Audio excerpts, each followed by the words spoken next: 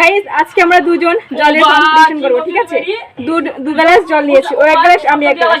ও বলছিল যে চ্যালেঞ্জ করতে হবে আর ও নাকি আমার থেকে জিতে যাবে, তাই চলো আজকে চ্যালেঞ্জে কে জিতে দেখা যাক। 1 2 3 তুমি আর ফেলে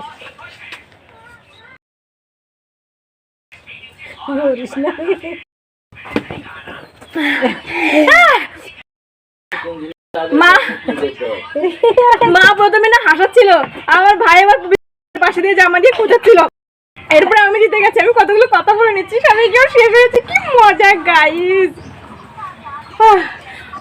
প্রথম তো খুবই হাসি পাচ্ছিল মায়ের জন্য।